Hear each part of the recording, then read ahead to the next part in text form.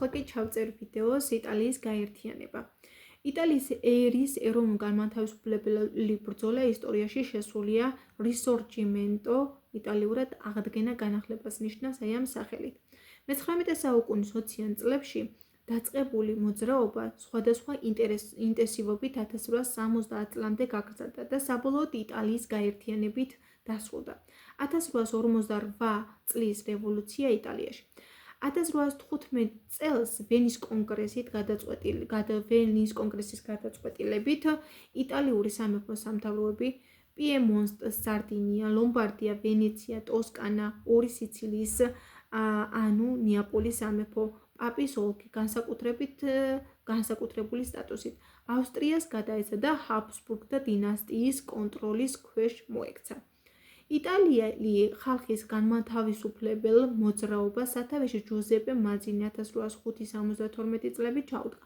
მან მიზნად დაისახა იტალიის გაერთიანება. დიდი დებატები გაიმართა იმის თაობაზე თუ როგორი ტიპის სახელმწიფო ჩამოეყალიბებინათ. ზომიერი ლიბერალები მხარს უჭერდნენ ჩრდილოეთ იტალიის გაერთიანებას პიემონტის და სარდინიის სამეფოსთან. რადიკალური რესპუბლიკელები კი იტალიის ერთიან სახელმწიფოს ფედერალურ მოწყობას უჭერდნენ მხარს.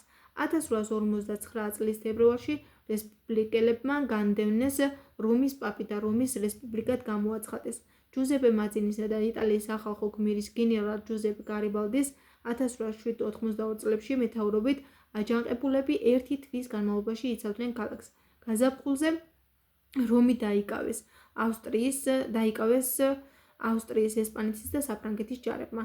1858-59 წლებში იტალიურ სახელმწიფოებში მიმდინარე რევოლუციური გამოსვლების დამარცხების შემდეგ იტალიის ნახევარკუნძულზე დარჩა რამდენიმე სამეფო სამთავრო, რომელსაც სხვადასხვა დინასტიები, ჰაბსბურგები, ბურბონები მართავდნენ.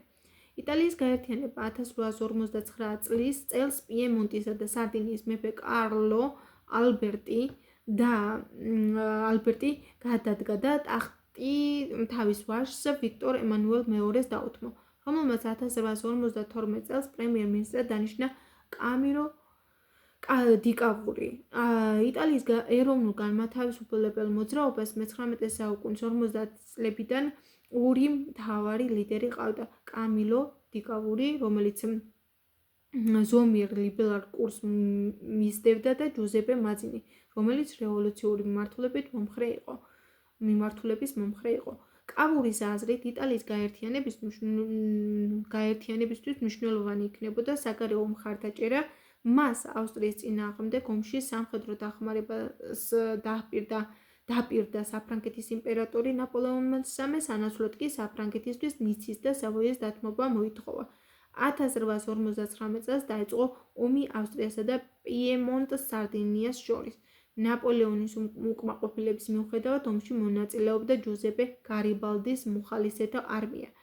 მაგენტას და სოლფენიოს ბრძოლაში იტალიელებმა დაამარცხეს ავსტრიელები. ზავის თანახმად ჩრდილოეთ იტალიის რეგიონები ლომბარდია, პარმა, ტოსკანა, მოდენა შეუერთდა პიემონტს, ვენეცია და ავსტრიელებს დარჩათ. 1860 წელს გარიბალდიმ კუნძული სიცილია, შემდეგ კი ნეაპოლის სამეფო დაიკავა. 1861 წელს იტალიის პირველმა პარლამენტმა სრულიად იტალიის მეფედ გამოაცხადა ვიქტორ ემანუელი, რომელის დაქვემდებარების მიღმა რჩებოდა რომი და ვენეცია.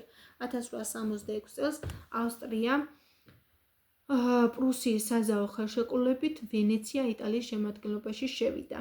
1870 წელს პრუსიასთან ომში დამარცხების შემდეგ საფრანგეთმა ჯარები გაიწვია რომიდან.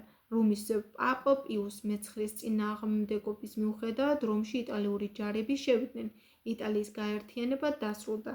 იტალიის სახელმწიფოს შექმნას პრობლემებიც მოჰყვა.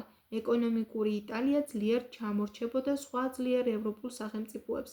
ამასთან ჩრდილოეთ და სამხრეთ იტალიას შორის დიდი ლინგვისტური და სოციალური განსხვავება არსებობდა. ქვეყნის ჩრდილოეთში განვითარებული იყო მრეწველობა, ხოლო სამხრეთში სოფლის მეურნეობა.